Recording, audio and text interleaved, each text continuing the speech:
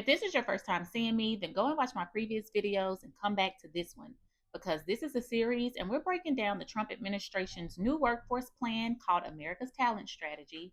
We're talking about what it changes, who benefits, who struggles, and how it could reshape the future of work in America. But now we need to get even deeper to address who could be excluded from these new job pipelines, either directly or indirectly. And this conversation matters because policy doesn't just shape jobs, it also shapes access. I took notes, so let's talk about it.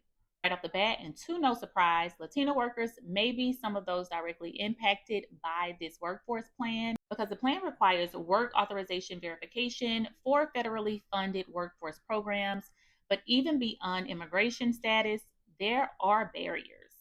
The plan proposes to eliminate the Adult Education and Family Literacy Act, and that's one of the main programs helping adults learn English, basic reading skills, and GED prep.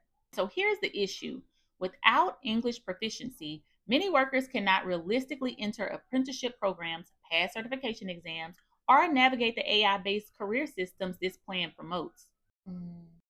So there's a real concern that workers still may feel labor shortages but struggle to access higher paying opportunities connected to this new system. Black workers may also face structural barriers under this model. Proposed elimination of Job Corps is a major example. And for context, Job Corps serves a large number of non-white students, especially Black youth. It is not just job training, but it also provides housing, meals, counseling, and structure. So the concern is that the plan removes the support system without clearly replacing it. Also another issue, because the proposed elimination of the Senior Community Service Employment Program may hit older Black women particularly hard because many rely on that as a bridge back into the workforce. And many Black workers are concentrated in healthcare support, government, and service industry sectors. Those aren't central priorities in this plan. Native American communities are mentioned, but questions do remain. The document does acknowledge tribal workforce flexibility through something called the 477 program, and that's important.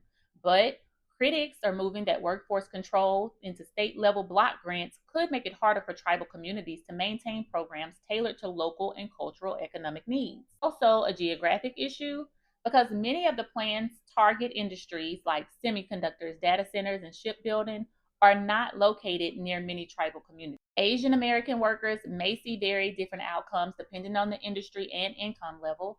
Highly skilled workers in AI and tech sectors could benefit significantly. Below wage workers in food service, manufacturing supply chains, and small business sectors may not see the same support. Immigrant workers facing language barriers still could be impacted by the elimination of adult education programs. The plan largely treats workers as one workforce category without separating those realities. And if you made it this far, you may be surprised to know, but rural white workers may also face challenges despite the plan heavily promoting trades and manufacturing. And here's the reality. Many of the biggest investments, semiconductor plants, aerospace hubs, and data centers, are concentrated in specific metro regions like Phoenix. If you live in rural Appalachia, the Deep South, or isolated parts of the Midwest, you may hear about a lot of opportunities without actually having physical access to those industries nearby.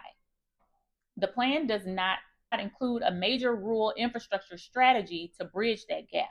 This is why workforce policy matters so much because it's not just about creating jobs, okay?